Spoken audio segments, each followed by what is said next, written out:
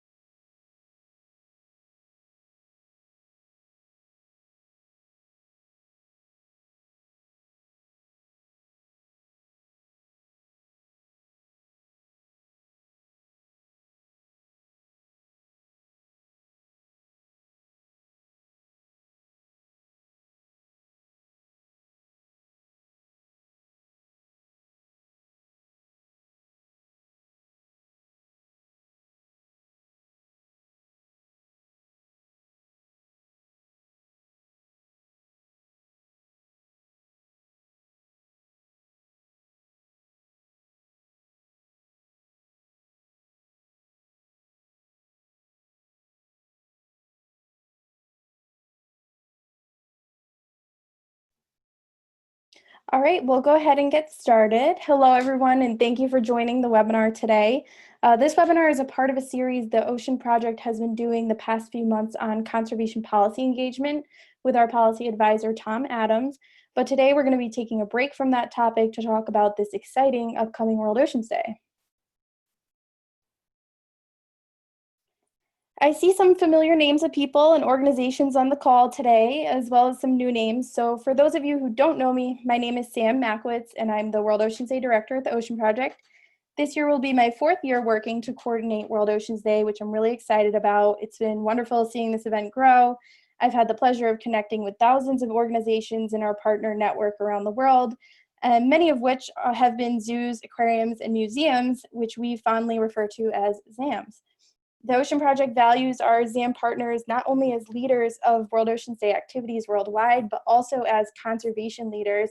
So that's why I'm really happy to connect with you all today and assist you with your World Oceans Day plans moving forward. You will also be hearing from Baylee Ritter. Baylee has been involved in the Ocean Project's work for almost 4 years now. We were first introduced to Baylee as a delegate of our Sea Youth Rise Up program. She then became a World Oceans Day Youth Advisory Council member representing the US for 3 terms, and now serves as a youth coordinator and continues to work with the 24-member council as well as our other youth programs. Baylee has some really great insights on youth engagement, so that'll be great to hear from her. So here's today's agenda. We're going to be giving a brief overview of World Oceans Day, including the theme and conservation action focus for 2019. Baylee will then be talking about the focus we've placed on youth engagement, as well as some tips on how to engage youth for World Oceans Day. Then we will review the new resources available this year and take a tour of the website. Finally, Baylee will provide an update on the Youth Advisory Council and the work they have been doing this year on plastic pollution. We'll wrap up at the end with some time for questions. And as the webinar goes on, please feel free to add your questions to the Q&A section. Your question will either be answered directly in the Q&A or we will address the question at the end of the webinar. So I'm sure many of you joining us today are familiar with World Oceans Day, but World Oceans Day is a global day of ocean celebration and collaboration for a better future that takes place every June 8th. The Ocean Project began globally promoting and coordinating World Oceans Day in 2002. Prior to 2002, only a handful of events took place in a few countries, and there were no events in the US. From 2004 to 2008, the Ocean Project worked with our partners, including many ZAMs, to develop and circulate a petition that ultimately led to the United Nations recognizing June 8th as World Oceans Day, which we're very grateful for.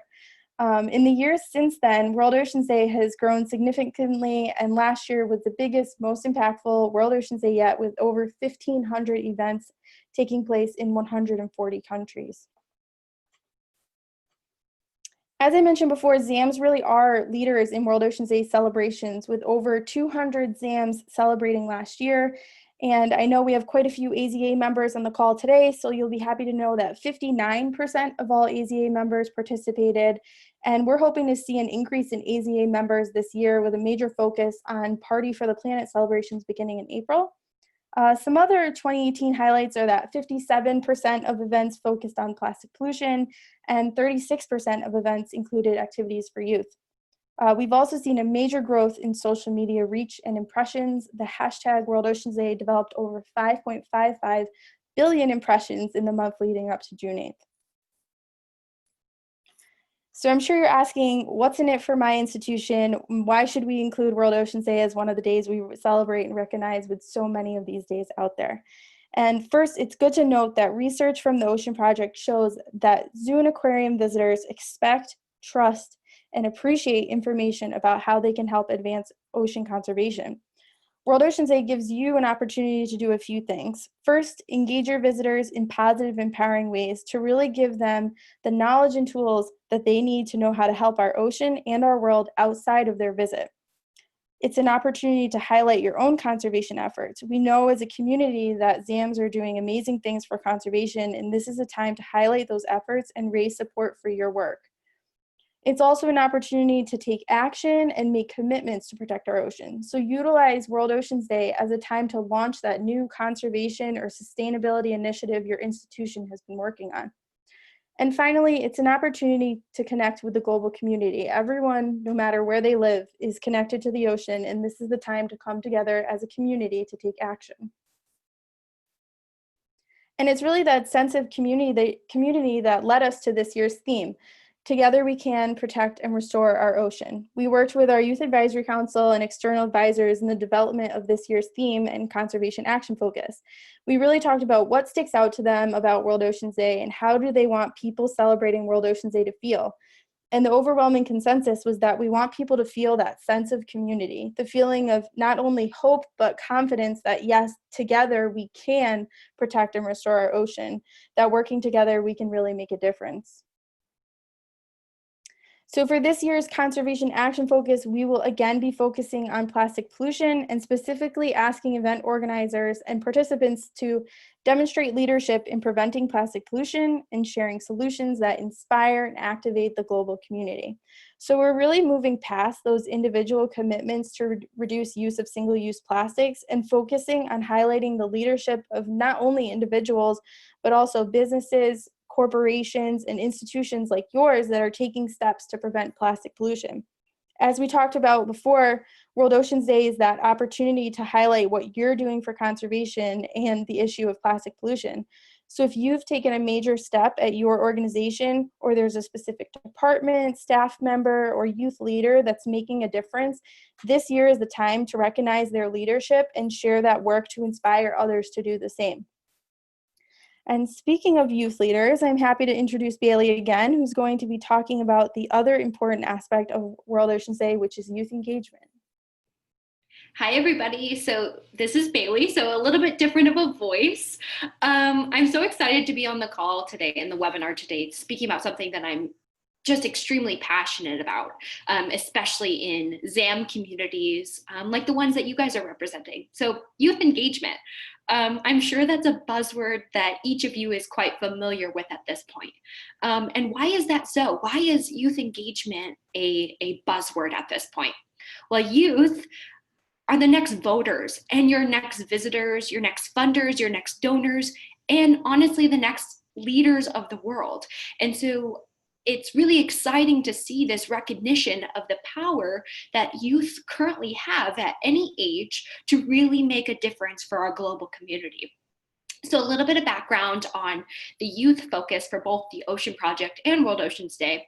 So in 2010, a special research report was actually conducted by the Ocean Project, and they found that youth are largely the opinion makers of both their families and of the corporate world. If you think about it in your own life, especially if you are more on the corporate side or definitely kind of in the marketing role, thinking about youth and what they are looking for is so important, because like I said, they are the next community of people going forward. That being said, youth are starting to cultivate their opinions right now, based on knowledge that they see as credible. And I'm sure you're wondering, okay, what is credible to youth? Well, what's really interesting is that in that study that was conducted in 2010, youth found that ZAMs in particular are a trusted source for information on conservation. And kind of as Sam was saying before, what's in this for you? You know, what should you take away? And it's really the fact that youth are looking to you and your communities at the ZAM to really provide a really credible knowledge source for them to base their opinions on. So if Sam, you want to click next. Awesome. So some ways that youth engagement can happen. It's such this broad word, like what is youth engagement? How do we engage them? Well, something that I found in my experience is that youth engagement is easy to do if youth are the drivers of that engagement. So you see these pictures on the slide. This is a project that I started last year for World Oceans Day. And I'm sure you're probably looking at this kind of, what am I looking at? What are these pictures? It seems like this weird contraption.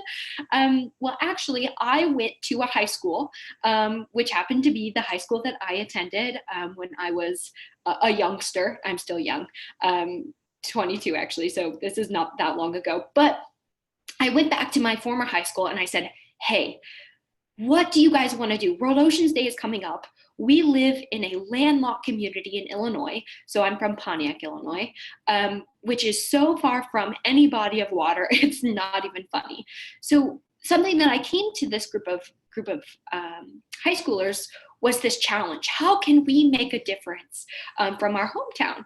And I let them do whatever they wanted to do. And that's where we came up with the idea of building a boat. But not just any boat, a boat made from trash that we collected in our hometown. So really they wanted to show how the trash that we throw out the windows or that community members just leave on the side of the road actually ends up in our local river and eventually travels its way down to the Gulf of Mexico.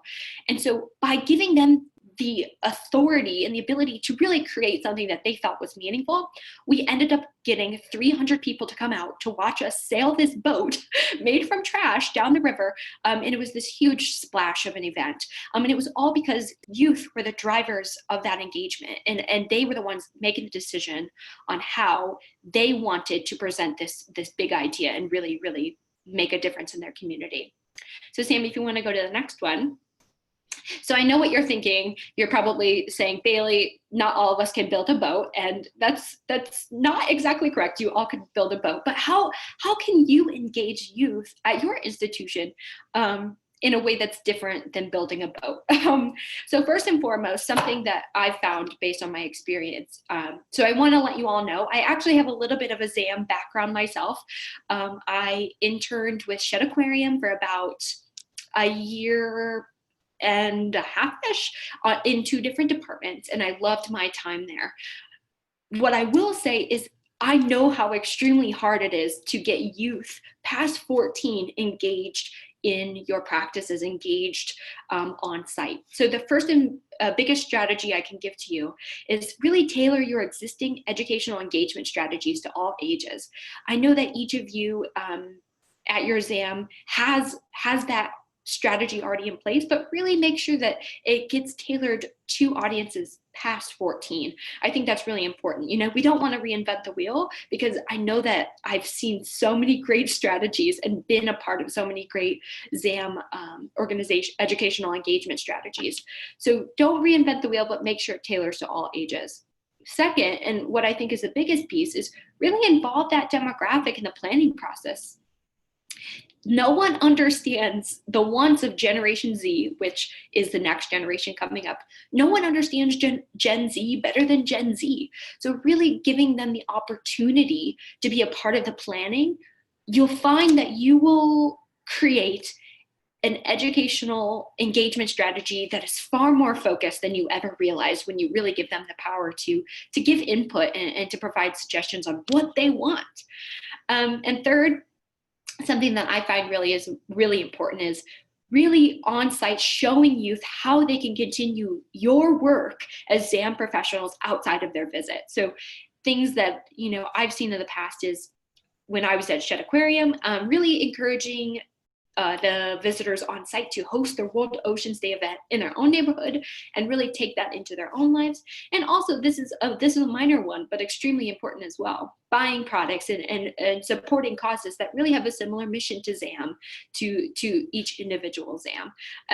You'll find that there are so many different ways to include youth in your activation. So I really encourage you to find that and make a space to include them in your planning. Thank you, Baylee. Those are some really great tips. And I think we can all agree that that project was really awesome. And you and the other students were really brave to take that makeshift boat down that river. So kudos to you. So switching gears a little bit, I'd like to talk about what's new this year. And I will walk you through the website shortly, but first I wanted to start off by sharing our newly designed promotional materials. We were so excited to work with a graphic designer to create this new graphic for World Oceans Day. The inspiration behind it was really to show the type of world we're looking for to create with World Oceans Day, a beautiful blue planet with abundant marine life and people living in harmony and taking action for the ocean. We stuck with the familiar World Oceans Day colors that we all know and love, but we think this design is fresh and new and hopefully something you will all use and love. So what we have here on this slide is just a sampling of what's available on the website. The first is a blank poster that you can download and edit as you wish. So for our marketing communication folks on the call, you can edit this to include your logo, event details, whatever you'd like. Then we have the classic Happy World Oceans Day poster, which is also available in 15 other languages, a coloring poster, and finally there's a variety of horizontal and vertical banners that can be printed at fairly large sizes to display at your event. There's also a set of new social media graphics. So we understand that so many of our partners not only want to host events in person, but they also want to show their support for World Oceans Day on their social media channels. So we have some of the square tiles here and the new World Oceans Day gifts, which are downloadable on Giphy and are available as stickers. So if you're using Instagram stories or Snapchat, just simply search World Oceans Day and they will come right up. There's also Facebook and Twitter cover photos available. So now we will take a tour of worldoceansday.org. There's a ton of resources and stuff to go through on the website, but I'm going to be taking you through the basic of what's on the site and where to find it. Hopefully in 5 minutes or less, you all can time me to see how I do.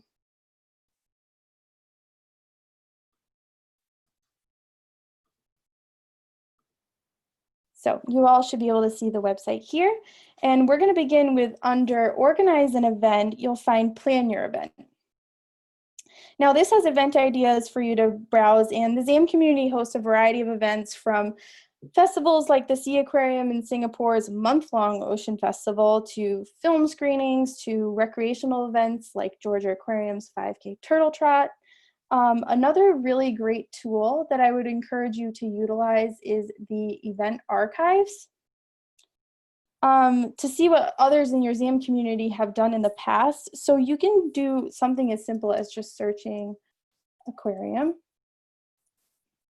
and then scrolling down to see what others have done, and you can also see them on the map. You can search by your state or country to find potential partners for events, and you can even look for specific organizations. So if any of our friends from Ripley are on the call today, you can see what Ripley did at all 3 sites last year. Moving on to where you will find the resources for this year. Right up top is the promotional materials. So when you click on here, you'll see the full set of promotional materials that we have offered. And each resource, you have the opportunity to preview it and directly share it from there. Or you can download it to your computer. You also can organize the resources by language and also by resource type. So you can jump directly to something like all of the social media graphics. So back to the resources page, we also have plastic pollution resources. We've pulled together sort of the best of plastic pollution resources out there. So it includes things like guides, infographics, quick videos, and longer films and documentaries. So I really encourage you to come check out this page if you want to incorporate this year's conservation action focus. Now, once you have your event details, you can register your event. This event form should take no longer than 5 minutes. It's a 5-step process that asks for you and your organization's information, event details, including date, time, and location, which this is a good time to note that your event does not need to be held on June 8th to register. World Oceans Day events begin as early as late May and continue throughout June, all of which can be registered on the site. June 8th does fall on a Saturday this year, so I encourage you to really, seize that opportunity to host a weekend event. And online events are also accepted. So if you're choosing to do something like a Facebook Live event, please make sure to register that as well. The event form ends with some optional questions as to whether you'll be including activities for youth and the plastic pollution focus, which of course many events will focus on plastic pollution, but we also encourage event organizers to focus on whatever topic they feel strongly about. So once your event has been approved, it will appear here on the global event map where people can search for and find your event. The last two things I'd like to know is the subscribe button at the bottom. If you haven't already subscribed for email updates, I encourage you to do so you get all of the latest updates to your email. And finally, we have a tab dedicated to youth, which has some really great resources. Here you're going to find the World Oceans Day children's book, as well as the Ocean Library, resources from our friends at Splash and Bubbles and the Octonauts, which they will be releasing some more new resources to us in the coming weeks. And you can learn more about our Youth Advisory Council, which Baylee is now going to give an update on as we have wrapped up the tour. I think I did a good job. Definitely impressive, Sam. I was totally timing you. No, just kidding. So like Sam said, I'm going to tell you all a little bit about the Youth Advisory Council. So this highly selective group began in 2016 and has had 3 classes of council members since then. So this year, I'm so excited to show you all of these brilliant faces.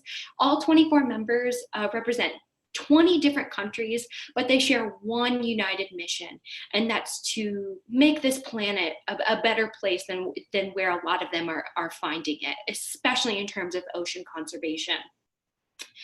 They represent the game changers, the ones that are affecting policy. So like Kekashan from Canada. And also they represent the ones that are being tapped to represent youth on a global stage.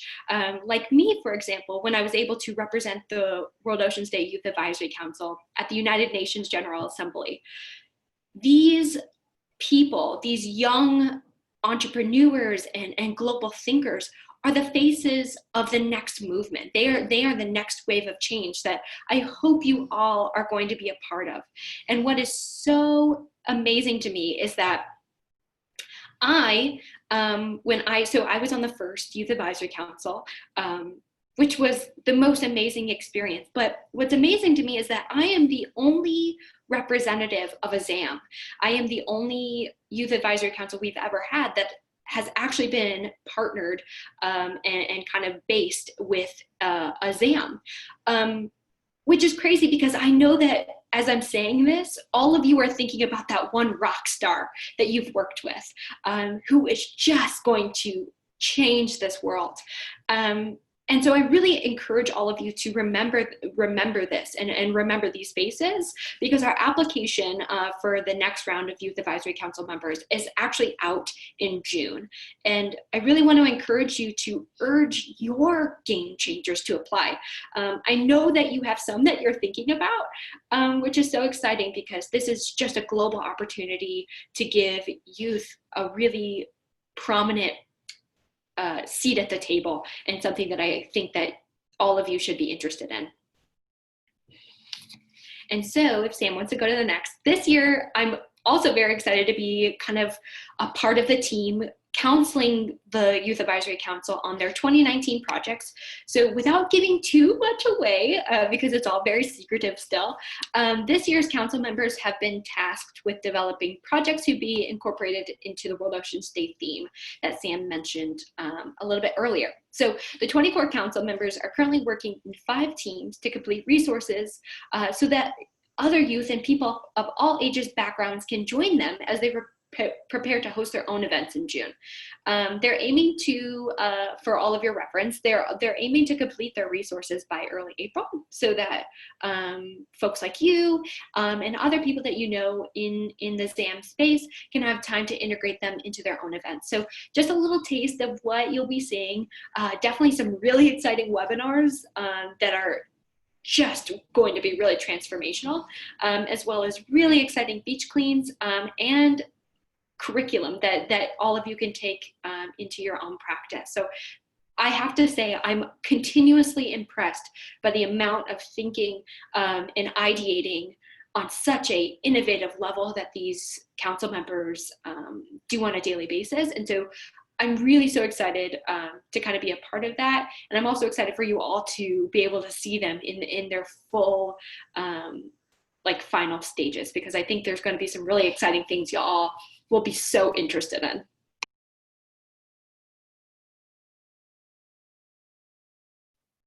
Thanks so much, Baylee. And now we'd be happy to take any questions that you all have.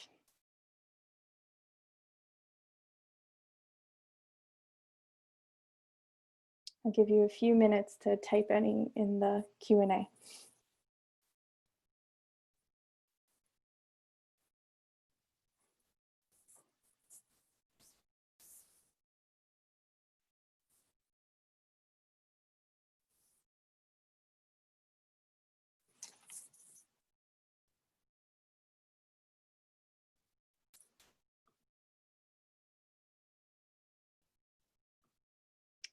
So the age limit for the YAC is ages 16 to 22.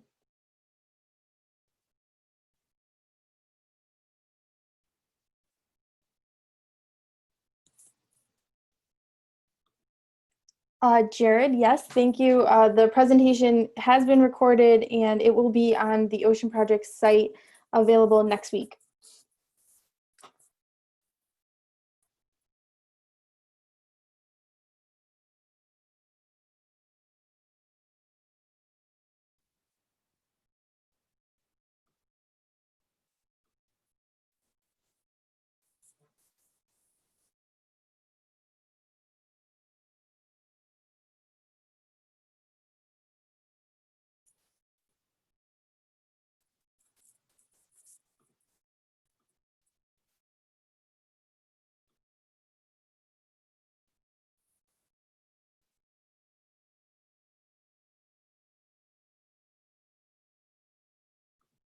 There's no specific requirements for events. We really leave it up to the event organizers to be as creative as they want to be. If you need any tips, or if you want to talk more about some ideas you have, please feel free to contact me. We had one come up in the chat talking more about the conservation theme for this year. So again, it's going to be on plastics. This is something that we've focused on for the past 4 years. As I mentioned before, this year is really moving beyond just that commitment for individuals to reduce their use of single-use plastics. We're really looking for businesses and organizations to step up and make commitments as well, and show your leadership and share that online as well. I hope that's what you were looking for. If you have anything more specific, just let me know.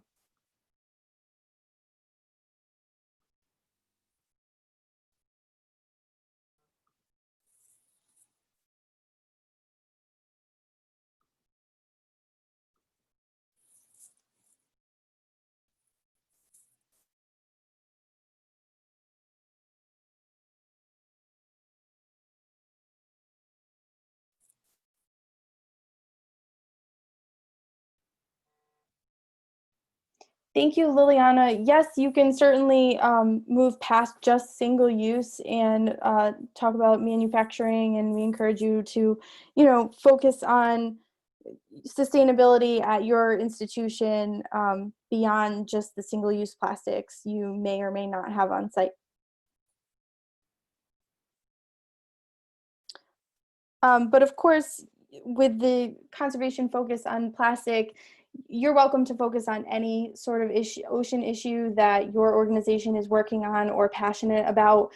We like to give the guideline of plastic so people overall have something that they can take action on, but certainly any work you're doing is helping the overall effort. So focus on whatever makes sense for your organization.